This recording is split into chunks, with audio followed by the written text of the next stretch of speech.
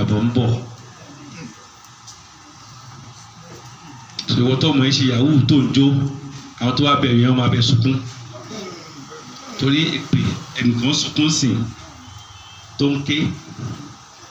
Ìwọ tó ń tagbó tó rán ọmọ tiẹ̀ lọ léèwé tó ọmọ kan ń bó tó rí ẹ̀ yí ọmọ tiẹ̀ náà rí àyí gbàgbà ẹ̀ gbogbo àwọn ẹ̀.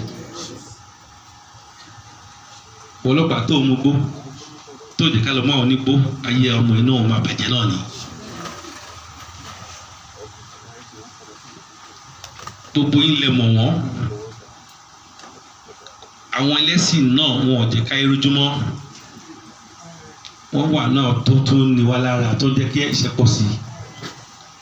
Torí wọn ò lè sòótọ́ mọ́ torí owó. Bàbá tó ń fọ àgé ní mọ́sálásí lójoojúmọ́ wọn fi jẹ́ àbádìí nìyẹn. Bàbá tó mọ̀ lu jìbìtì tó kówó dé láàrin ọjọ́ mẹ́ta tó ra mọ́tò tó ń tàdúrà fún wọn kọ̀wé sí ọjà àbádìí ní ìyàsú náà wọn ká irújú. Onígbàgbọ́ àlùfáà ṣọ́ọ̀ṣì ẹnìkan ń gbá ṣọ́ọ̀ṣì ọ̀nù ṣíà wọn ò fi jẹ̀yà jọ wọn ò rí rí.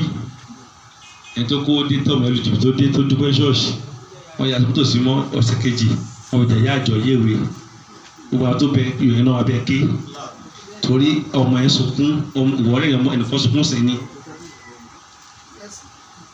Ìwọ landlord tó mọ̀ pé o lè lè yàn tó nù máa san ọdún méjì tó gbà lọ́wọ́ ẹ̀ tó o sílẹ̀kùn fún tó bá dé lóru ìdájọ́ ẹ̀ mọ̀. Ẹ jẹ́ ká bá a sọ tọrọ ẹ bá wa ṣiṣẹ́ tọkàntọkàn ká lè sìn yín ẹrú yín ni wá. That's why they call us public servant.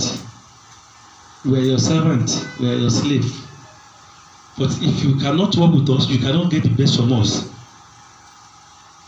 We want your support, we want your assistance. Ìwọ oníṣègùn tó lọ́wọ́ mẹ́sàn-án lé tó lè ta pátá ọmọ tiẹ̀ tó mú pátá ọmọ kan wá fún ẹ tó ṣògùn fún ọ ọmọ kan dẹ̀dẹ̀ ní sí ọmọ tiẹ̀ ń jó àsopọ̀ ọmọ náà.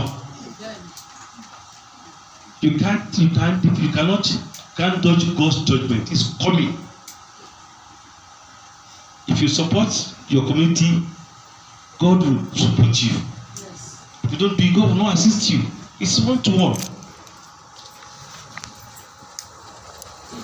1-to-1.